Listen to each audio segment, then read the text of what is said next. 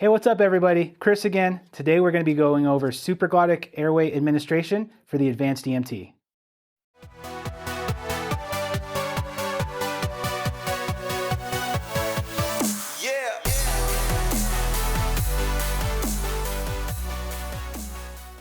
Let's jump into this Supraglottic Airway. If you're watching this because you're interested in becoming an advanced EMT, make sure to check out IdahoMedicalAcademy.com.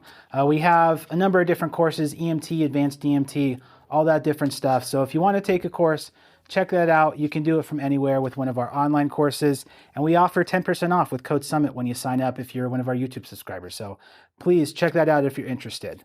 So coming into the skill sheet that we're going to use here. Fairly recently in 2024, the National Registry got rid of the ALS psychomotor exam. So there's not an actual national skill sheet anymore. It's going to be decided by the states on what you are supposed to be doing and how they are going to be measuring your competency with skills for the advanced level. So we are going to be going over the Idaho EMS skill sheet. Realistically, the steps are all the exact same as the National Registry sheet. So you might do something similar where you are. Just know that it might be slightly different. So make sure before you go to test that you are looking at your skill sheets if you're not one of our students at IMA, or if you're not here in Idaho, if you're in a different state. Just make sure you're looking at that. There might be some nuanced differences you need to be aware of. But if your state is following the traditional NREMT style skill sheet, this should be more or less the same. Okay, so as always, make sure that you're doing the right things at the right times. But we'll jump through this sheet right now. So first thing as always, I've got my gloves on. I like to actually wear gloves for this station. We're going to be using some airway lube. I just like to keep my hands nice and clean. And I like when we're managing kind of the airway mannequins, just to help keep them clean and free of all that dirt from our hands. I like to wear gloves. So we have our BSI, we have our PPE on. For this certain scenario, they're going to start without a non-rebreather, nasal cannula, anything like that, and we're going to jump right into ventilating the patient. So we have them out here so they're there and accessible, but not something you need to worry about. Like I said, you're going to jump right to it, and we're going to start by opening the airway. We can assume that this is a medical patient. We have not been given any information otherwise.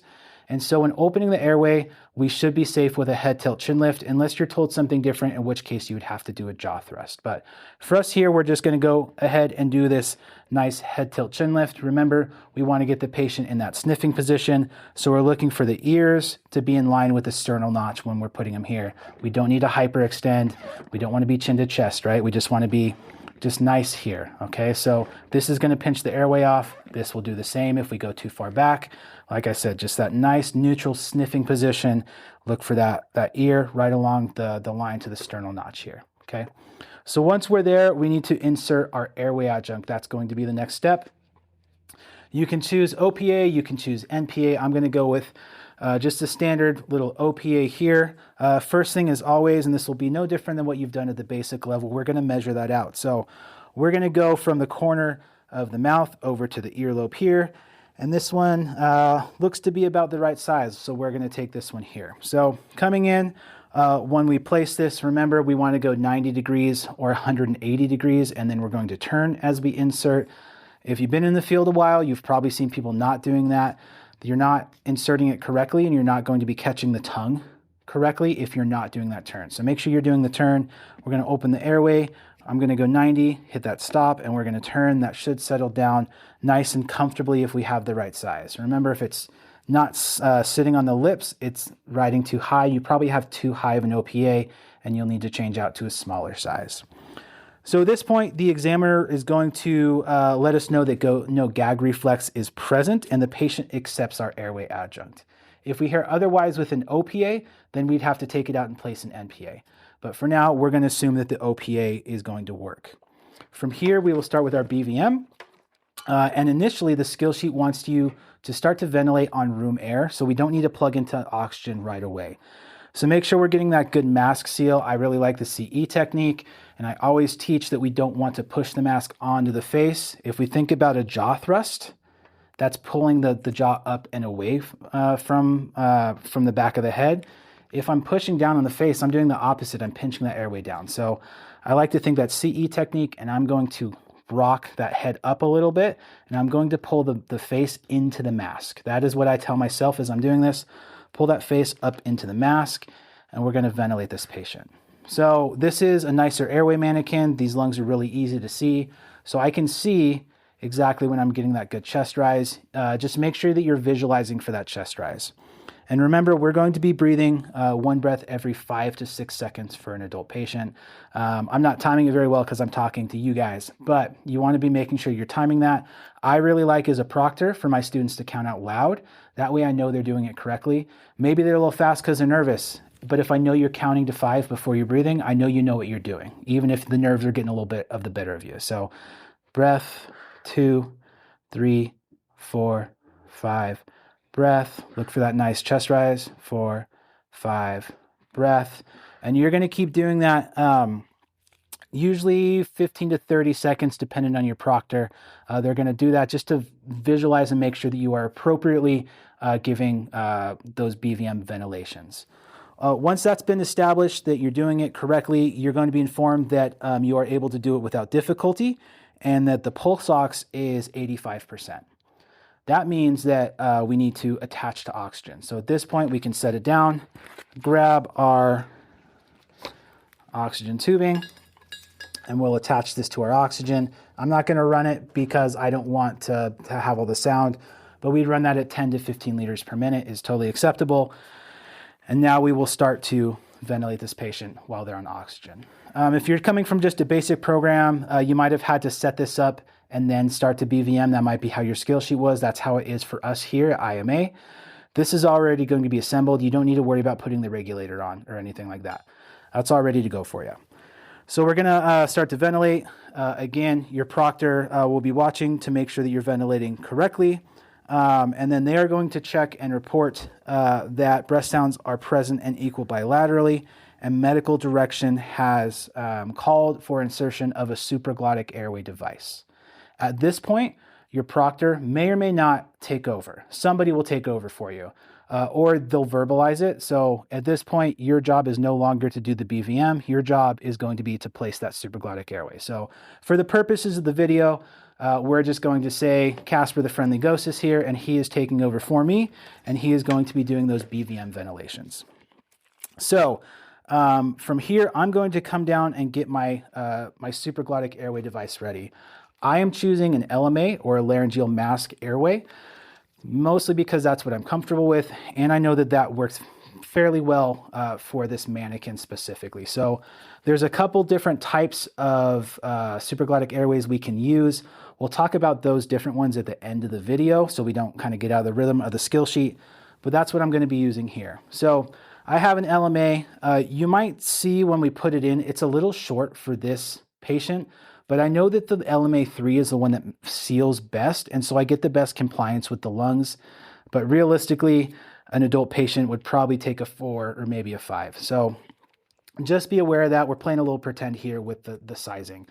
For the sizing on the LMAs, you'll see on the back of the LMA, you're going to have the numbers there, and then it will actually have typically a size for you. So this size 3 is typically going to be for a 30 to 50 kilogram patient. So that's how you'll know what size to pick. And it will also tell you how much air to inflate the cuff with. So always good to check that out. Make sure that you're doing it correctly. So I see here that I need about 30 or less than 30 is what it's telling me for how much air to put in the cuff. I have a 60 cc syringe here. Before I place it, I am going to fill it and pull it off, and I'm just going to check for leaks. Okay, I want to pull around here. This should be nice and firm up here if everything is working correctly. Make sure I don't have any leaks or anything like that. While we have this here, let's talk a little bit about what an LMA does and how it works. So this is kind of an anatomical model that you can see here. With an LMA, and why this is called a supraglottic airway as opposed to something like an ET or endotracheal tube, it does not actually go into the trachea itself. What we're going to do is this distal tip is going to come down and it's going to sit right in the esophagus. Okay, and so this little I don't know, oval shape, I guess you'll call it, that will seal up around the airway over top of it. And so this way, when we push air in, it will come down and it will escape through the oval opening down into the airway. Okay, so that's the difference between a supraglottic airway and a more advanced airway. Is this is not going to sit in the trachea. These will typically sit in the esophagus.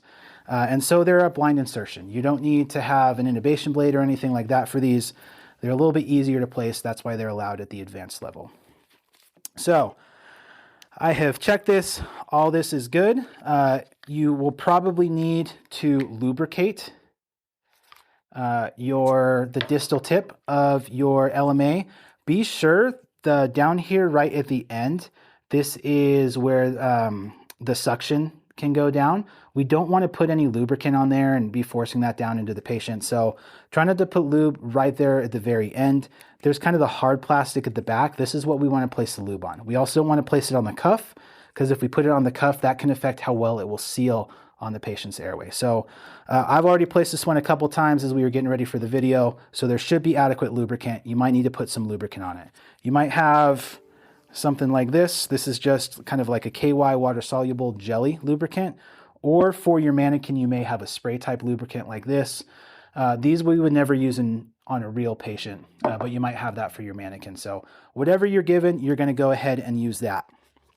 Once you are ready, you will tell your partner that you're ready to go, and they will remove the OPA. Okay, so if you have your proctor actually doing that, they will remove that OPA, and now we're ready to come in here and place our LMA. So position the head properly. If it's not already positioned, make sure you do that nice head tilt chin lift.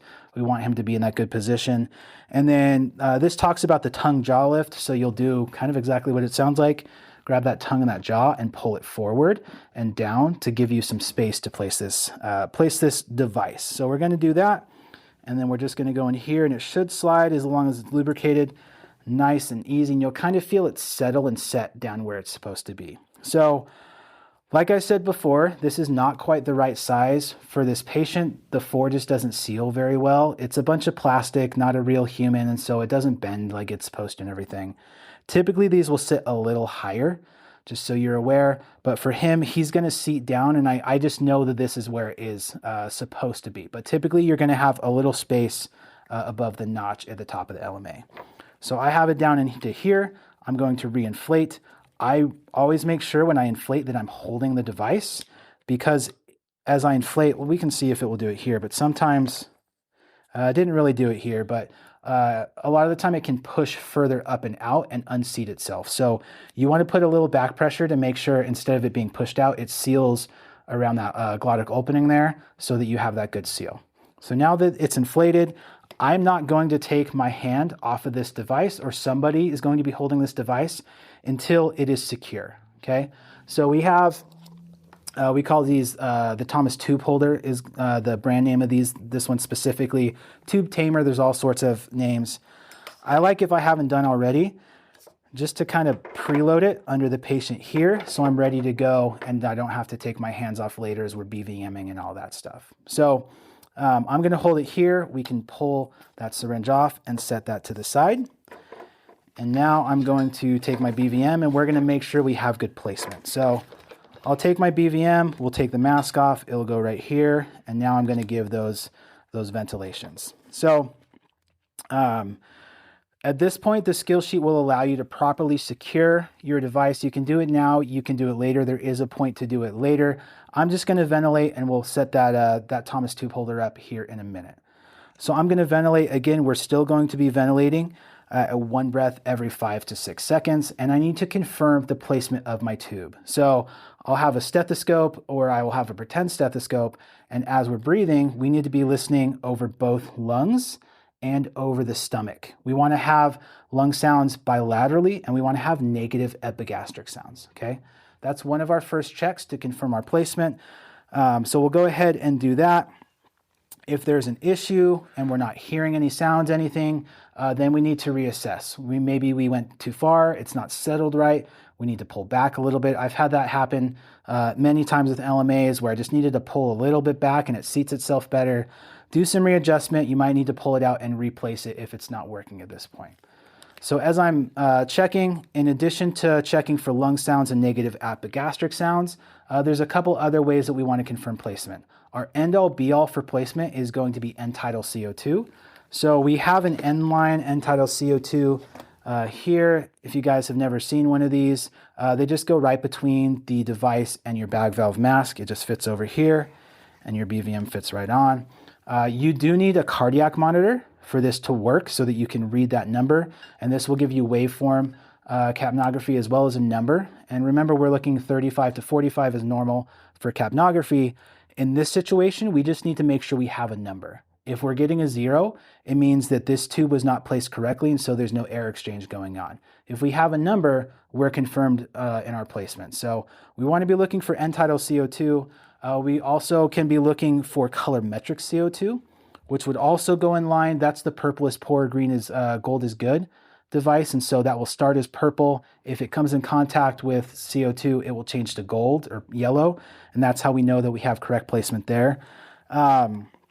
There's other different ways you can do it, like the esophageal detection device, the EDD. Whatever you're going to carry or whatever you have in your kit with you, use that. We just need to confirm, and we want to confirm in multiple different ways. So lung sounds, end-tidal CO2, you're pretty golden there that you know you have good placement. So from here, my proctor is going to ask me, how do I know I'm delivering appropriate amounts, appropriate volumes with each ventilation? So I'm just going to be looking for that bilateral chest rise and fall. Okay, so every 5 seconds I'm breathing, looking for that good bilateral chest rise and fall. And I can also mention that I'm looking at the SpO2. The SpO2 should hopefully be increasing if everything is working correctly. And this patient, if they're sitting at 85, probably a little cyanotic. And so we're looking for those skin sign changes as well. So be looking for all of those things when we are checking on that. So all that is good. We're ready to go. Now we can secure the device. I'm going to move these out of the way, so hopefully it's a little easier to see on camera. But we're going to take our tube holder. If you look at it, there's a bite block over on the side. So that's just going to slide right past the patient's teeth. And it'll just go over here. Like I said, we want to make sure we're securing that device. And that's just going to slide over. Make sure not to clamp or catch this tube anywhere. We want to keep that free. And then this one will just slide over and we can screw it down to secure it. And it goes under behind the head and through on the other side, and we'll just Velcro it down once I can get it through here. All right, so now this guy is secured. Like I said before, normally this would be a little bit higher up, and so you have a little more purchase on the tube. So just be aware that this might look a little bit different when you do it. Make sure that you are all good and secure there. There might be other methods. You might not have one of these commercial devices. You can use tape. You can use twill tape. There's all sorts of different things. Just learn from your instructors how they want you to do it if you don't have one of these. So from here, I will reattach and I will continue to ventilate one breath every 5 to 6 seconds, watching that capnography, watching those SpO2, watching that lung sounds, or sorry, not lung sounds, watching for that chest rise, and then reassessing lung sounds as needed. So that is the skill sheet.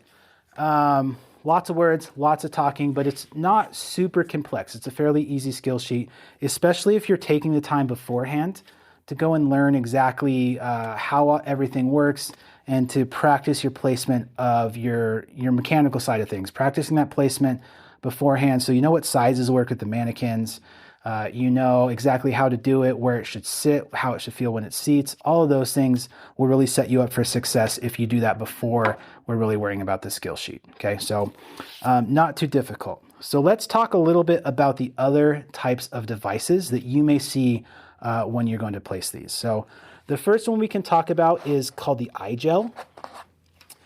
These are pretty common. I know for sure that this is even at the basic level in Washington, these are allowed to be placed. So you might even be familiar with these already, but these are another supraglottic airway that is commonly out there. And these work very similar to the LMA in that they seat right there. They kind of block off the esophagus so that the air comes through and is fed down into the trachea. These are really great. The reason that I didn't use one for the video is that at the end here, this is a heat sensitive gel, and so it will warm up and it will mold around the patient's anatomy. This guy is room temperature, it's not going to mold. So I've found it to be very difficult to do one of these appropriately on a mannequin and get good compliance and good chest rise and everything, because it doesn't mold up around the airway like it would on a real patient. So take with that what you will. But I like for this, the LMAs. Also, I use the LMA in the field. I'm just most comfortable with it. But iGels are another one you might see out there. Very common to see those out in the field now. Here's one that's not really common anymore, but we'll talk about it a little bit. There's a couple different type of supraglottic airways that are kind of falling out of favor, but maybe you'll see them. One of those is this guy. This is the King airway. There's also one called the combi tube. I don't have a combi tube here. We don't even have them in our kits because I learned about it in EMT school 16 years ago, but I have never seen one in the field. So I don't think they're super common anymore. Again, your mileage may vary. Make sure you know what you got in your kit, but we don't have one to really talk about. We do still have the King, and so we can talk about that a little bit. So the King has a couple different sizes. Number 3, number 4, number 5. The number 4 is the red one. That's going to fit most patients. So this is kind of the yellow is kind of the small adult, the red is a normal adult, and the purple is the large adult, I think is how they have it labeled. There are pediatric sizes as well that I've never actually seen one in real life, but they are out there. So the King airway is a little bit different. Let me find my guy here. It will show on the side 45 to 60. For this one, it will show you how much to inflate. And so when you inflate this guy, it's going to have 2 different bulbs. So let's inflate it so we can see it, and then I'll show you anatomically what it does, and so you know how to place it correctly. So as we can see, the King has 2 different bulbs, and then it has this slot right here for the air to go out, as well as these little holes on the sides. Okay, so what this is going to do, this first bulb is going to come down into the esophagus, and it's going to block off the esophagus. There's no air transference through it. And then the second bulb will go kind of above the whole airway, kind of in the lower throat, and it's going to block off below. So this blocks above and below the airway, so the air is directed down into the airway. Let's see if I can kind of shove that guy in there. So I don't know how well you can really see that on camera, but when it's full, this top one blocks everything off above, and that other one blocks down below. So hopefully when you push air down into the tube, it goes into the correct space, okay? There is a possibility because of the shape of these tubes, and if you have worked with a medic partner, you will recognize that these look very similar to an ET tube. Let's pull all the air out here. These look similar to an ET tube. These are also a blind insertion airway. It's possible that when you place this, it could go into the trachea and not into the esophagus. If that's the case, then you're not going to be breathing for the patient. So make sure that we're listening for those lung sounds, that we are looking for that chest rise. If you don't have that, you might have just accidentally gone too superior and gone up and into the airway. Pull it back and then go a little lower, and that way you can go down to the correct place for that. These ones will also have some markings on the side, so you know your depth. Similar to an ET tube, I'll know this should be sitting at the teeth. I'll know that I'm at 13 at the teeth or whatever it is. Okay, so this is something that they still are out there. You may place one of these, but like I said, most places, at least in my experience, have gone to either an iGel or an LMA. So that's most likely what you're going to see. Really behoove you to learn your service if you're already working, what equipment you have, and if you have the ability to learn and practice that in your class, to do so, get you best prepped for the field. All right, everybody, that was the placement of a supraglottic airway following the traditional NREMT style skill sheet. Hopefully that helps you if you got a test coming up or anything like that. If you're watching this, like I said before, because maybe you're looking at taking an advanced course, make sure to check out IdahoMedicalAcademy.com. We offer a self-paced online advanced course where you come here to Boise, Idaho to do your skills, and you can do your clinicals local to you if you have a hospital that will take you. So make sure to check out IdahoMedicalAcademy.com for those dates. Also, use the code SUMMIT when you check out for 10% off your course. Thanks again. If you have any questions, anything you want to see in the future, leave a comment below, and we'll see you guys next time.